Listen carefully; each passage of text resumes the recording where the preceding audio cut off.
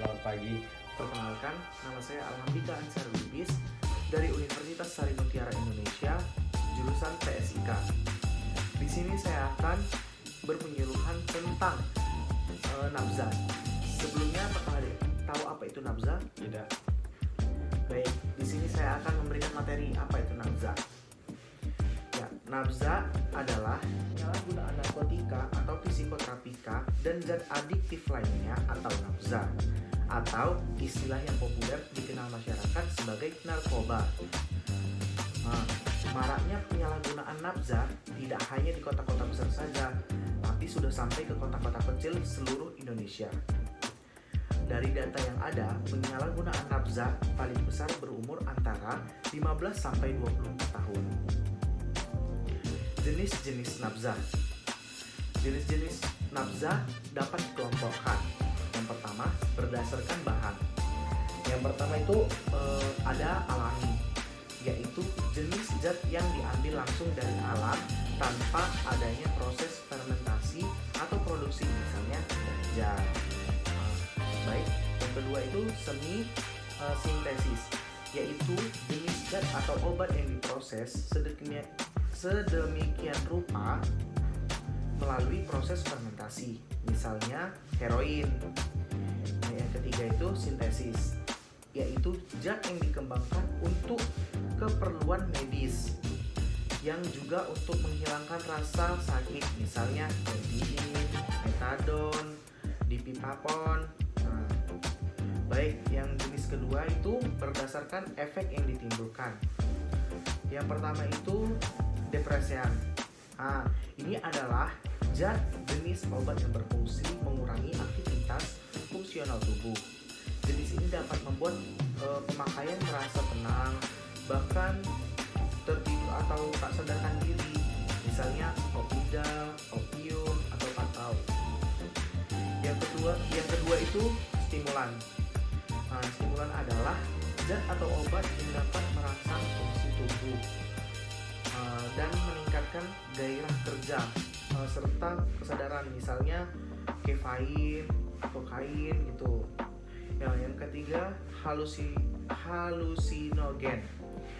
Zat atau obat yang menimbulkan efek halusinasi yang bersifat merubah perasaan dan pikiran, misalnya ganja. Berdasarkan cara penggunaannya. Yang pertama itu oral. Penggunaan zat dengan menggunakan organ mulut atau dengan kata lainnya, penggunaan zat dengan cara pemakaian atau meminumnya, misalnya alkohol, ekstasi, pil. Baru yang kedua itu injeksi. Penggunaan zat dengan cara menyuntikkan ke dalam tubuh, misalnya heroin atau morfin.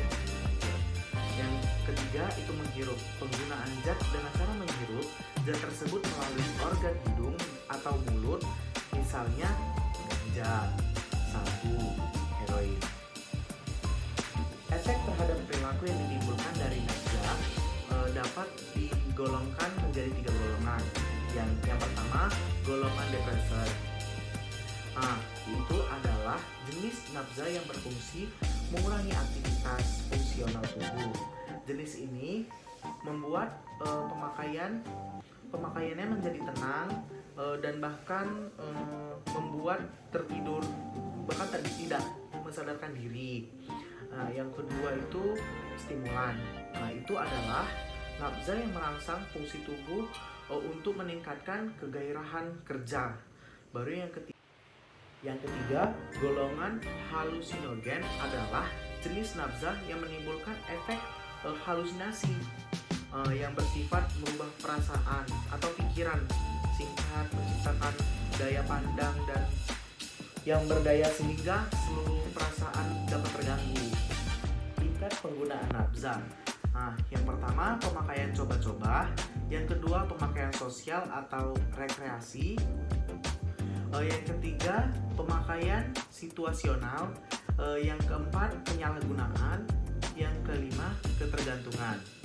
Baik, materi telah saya paparkan. Apakah ada yang ingin bertanya? Tidak. Oke, baik. Kalau tidak ada yang bertanya, saya yang menanya ya.